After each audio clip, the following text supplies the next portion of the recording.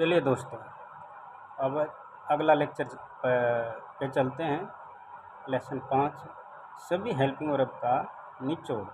मैं इस वीडियो में आपको हेल्पिंग वर्ब को बहुत ही आसान तरीके से समझाने वाला हूँ। जिस भाई को पीछे समझ में नहीं आ रहा है वो ये वीडियो देख के ज़रूर समझ जाएंगे, ठीक है। तो हेल्पिंग वर्ब इंग्लिश में क्या होती हैं?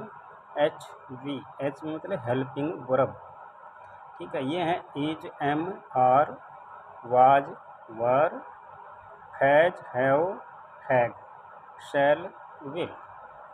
ये सारी हेल्पिंग वर्ब हैं, यानी सहायक क्रियाएं हैं। तो जब वाक्य बनते हैं, वाक्य का जो स्ट्रक्चर होता है हेल्पिंग वर्ब के साथ में, हेल्पिंग वर्ब वो बता देता हूँ आपको। देखिए सेंटेंस का स्ट्रक्चर कैसे होता है।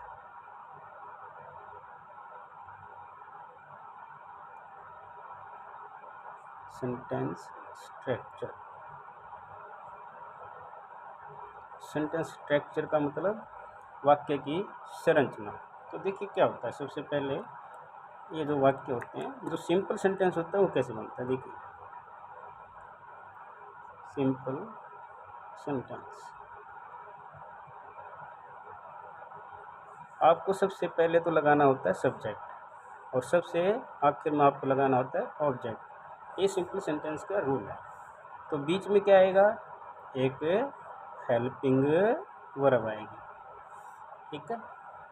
ये एक आसान तरीका है सभी को याद करने का, ठीक है। अगर आपको इज, एम, आर का प्रयोग याद करना है तो आपको देखिए सब्जेक्ट के बाद में आपको इज, एम, आर लगा देना है, फिर क्या लगा देना है? ऑब्जेक्ट लगाना है। तो इंग्लिश में सब्जेक्ट आगे होता है और ऑब्जेक्ट पीछे होता है, और बीच में एक होती है हेल्पिंग वर्ब, ठीक है।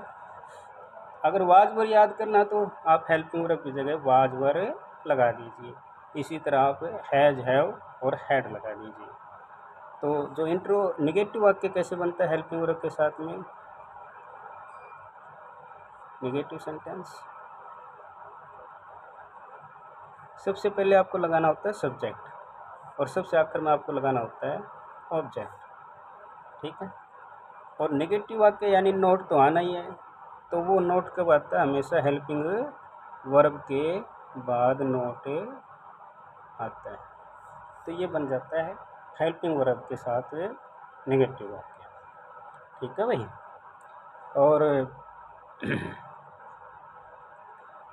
वही आप हेल्पिंग वर्ब को अगर इज, एम, आर याद कर रहे हो तो यहाँ पे इज, एम, आर लगा दीजिए। हेल्पिंग वर्ब की जगह वाज वर याद कर रहे हो तो वाज वर लगा लीजिए, ठीक है। आगे चलते हैं।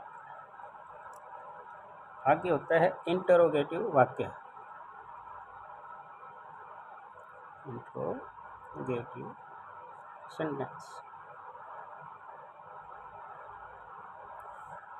तो इसके लिए आपको क्या करना पड़ता है? सबसे पहले आपको हेल्पिंग वर्ब ही लगानी होती है, हेल्पिंग वर्ब ही लगानी होती है। और फिर आपको लगाना होता है सब्जेक्ट और सबसे आखिर में लगाना आपको फिर ऑब्जेक्ट, ठीक है भाई।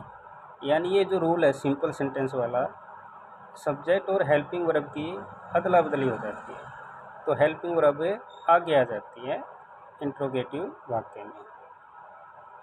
और बहुत आसान है, सब्जेक्ट इसके पीछे चला जाता है। अगर नेगेटिव वाक्य है तो आप हेल्पिंग वर्ब के बाद में नोट लगा दीजिए,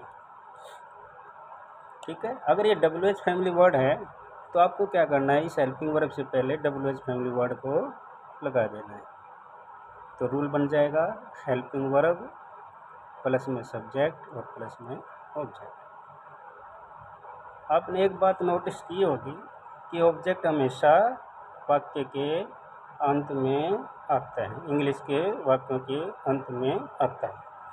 हेल्पिंग वर्ब इसके अलावा टेंस के अंदर भी यूज होती है, तो मैं आपको वो आगे समझाऊंगा।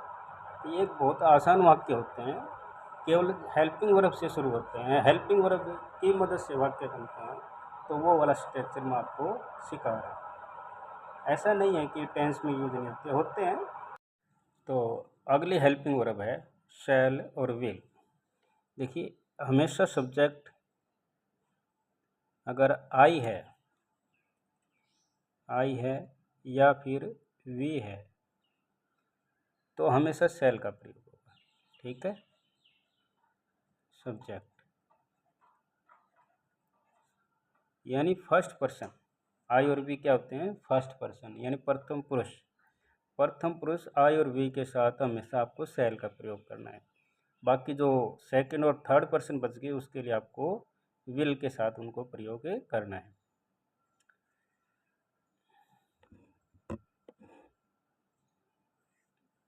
तो देखिए शैल विल अकेले नहीं आते, जैसे इज एम आर आते हैं वैसे नहीं आते अकेले।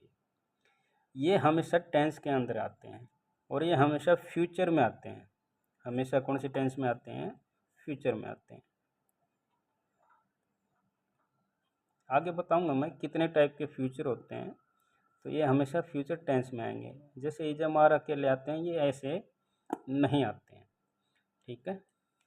तो अभी आपने देखा, तो अभी जो हेल्पिंग वर्ब हैं उनका जो स्ट्रक्चर है, सब्जेक्ट होता है, फिर होती है कि हेल्पिंग वर्ब, फिर होती है ऑब्जेक्ट।